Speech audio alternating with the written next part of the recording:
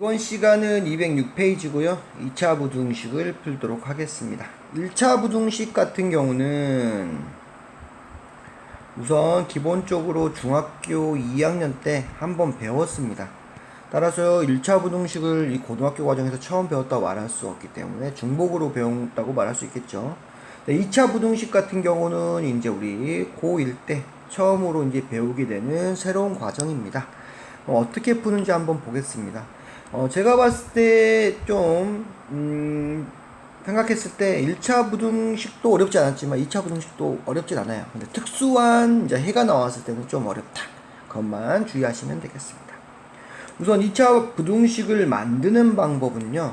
부등식의 모든 항을 다 자변으로 이항해서 정리해야 합니다.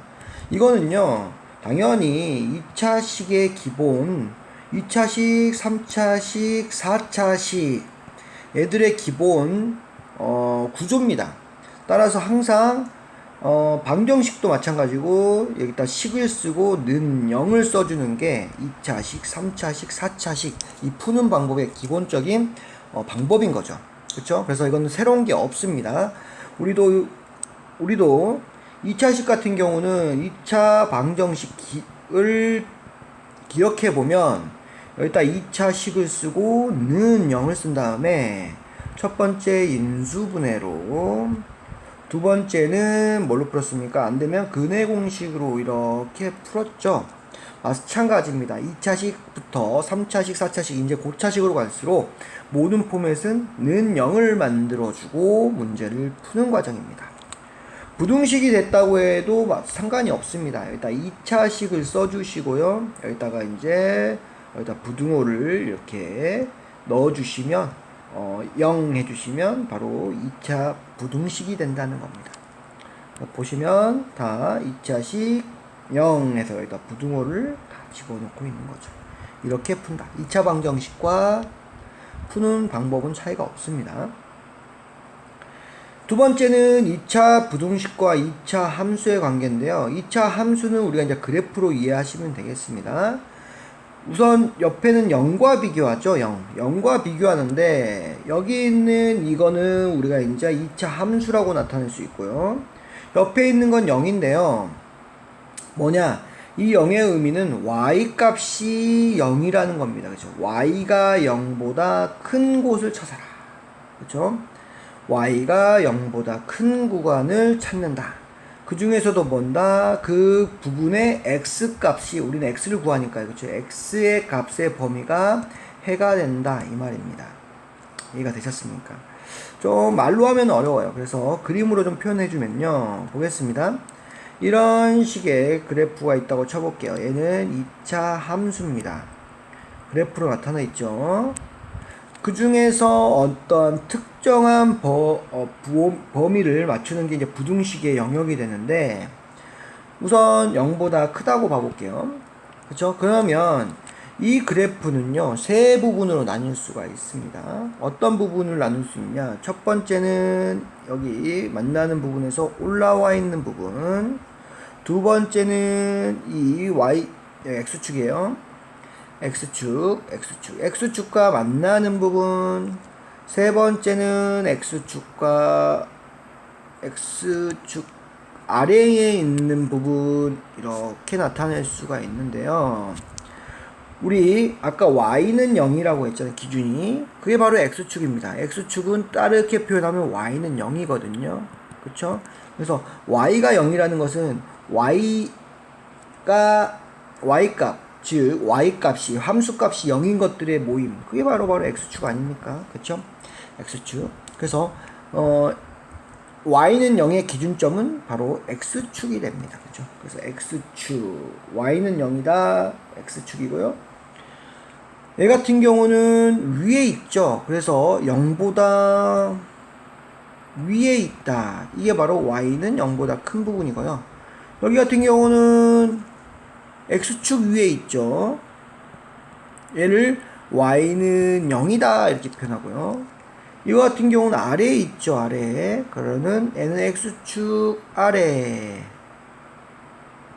따라서 y는 0보다 작다 이 부분입니다. X축 보다 위에 있다. y는 0보다 크다. 0이다. 그래서 만약에 우리가 방정식을 푸는 게 바로 이겁니다. 방정식. 방정식에서 해를 구하는 게 는 0이니까 이걸 찾는 거야. 그래서 우리가 이걸 알파, 베타라고 표현하는 거고, 야, 부등식은 영역의 문제잖아요. 그쵸? 그거를 만족시키는 부분, 영역, 어디냐? 이걸 찾는 거잖아요. 그쵸? 이렇게 x축 위에 있는 것을 y는 0보다 크다고 나타내고요. x축을 기준으로 해서 위에 있는 거. 이 점은 아닙니다. 이 점은 0인 점이에요. 이 점을 빼야 돼요. 얘 같은 경우는 0보다 작을 때는 이거다. 이렇게 나타낼 수 있겠죠. 이해됐습니까? 다시 한번 이해 안 되신 분들은 다시 한번 보시고요. 그러면 그래프가 이렇게 돼 있는 것도 있지만 이렇게 돼 있는 경우도 있잖아요. 그쵸? 어떤 경우도 있냐? 반대로 뒤집은 경우도 있습니다. 이렇게. 그러면 여기 딱 x축을 그려놓으면 이제 좀 보이실 겁니다. 여기가 0이네. 위에 있는 이 부분이 바로 0보다 큰 부분이네. 그 다음에 아래에 있는 이 부분이 바로 0보다 작은 부분이네. 그렇죠?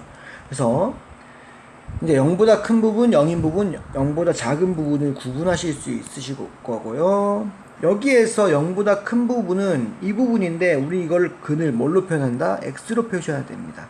그래서 여기에 맞는 부분을 쭉 내려서 x 값들을 다 구하다 보니까 어떻게 됩니까? 아, 여기에서 여기까지 사이구나 라는 걸 알 수 있고, 0보다 작은 부분은 이 부분인데 이것도 x 값을 딱 위에서 딱 하나하나 일치시켜 보니까 어떻게 된다? 바로 이 부분이 바로 0보다 작은 부분이 된다 까지 x 값으로도 나타낼 수 있게 연습을 하셔야 됩니다. 그렇죠? 그래서 선생님이 설명했던 게 1번, 2번을 지금 동시에 설명을 했습니다. 동시에. 그래서 x축보다 위쪽에 있는 게 바로 0보다 크다 부분이고요. 바로 이쪽이다.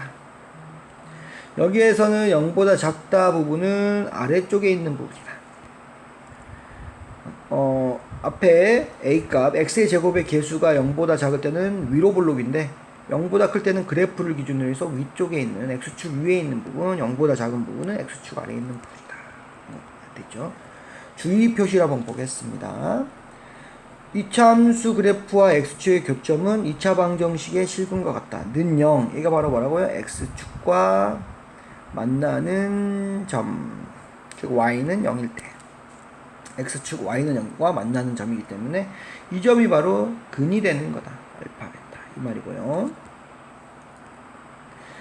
2차 함수에서 이렇게 등호가 포함된 것은 x축과 만나는 실근은 해를 포함하는 부분입니다.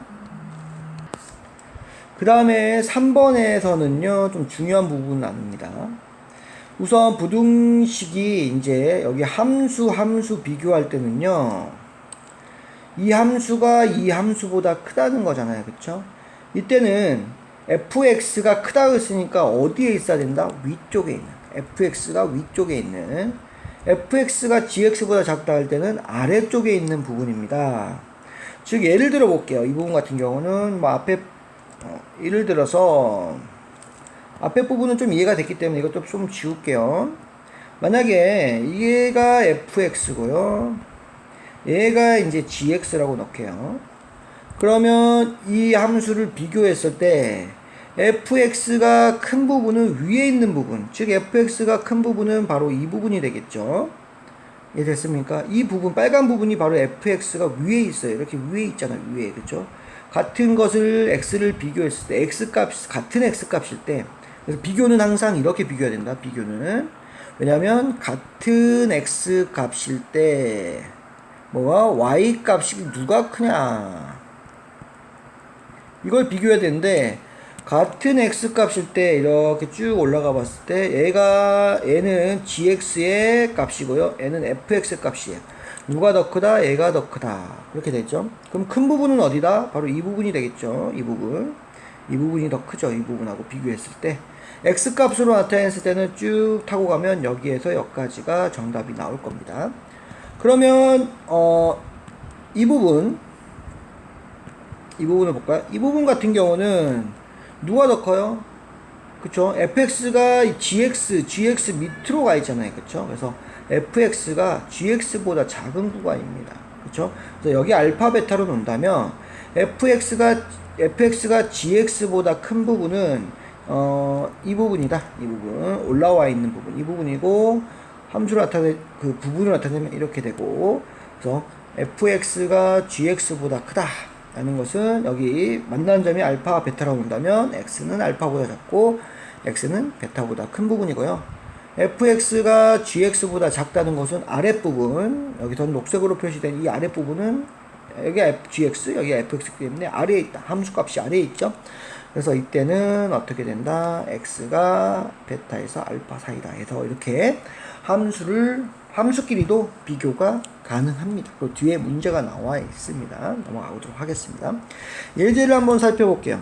예제에서 여기에서 이제 fx가 주어졌는데요. 0보다 크거나 같은 구역은 어디냐 나오는데 우선 0이라는 구간이 어디라? 이건 x축이다. 이것만 기억해 주세요. x축이다. 크다는 것은 위에 있다. 0도 포함하죠. 따라서 0인 부분 그렇죠? 이걸 두 가지로 나누면 fx가 0보다 크다, fx가 0이다. 이걸 만족하는 거 써라.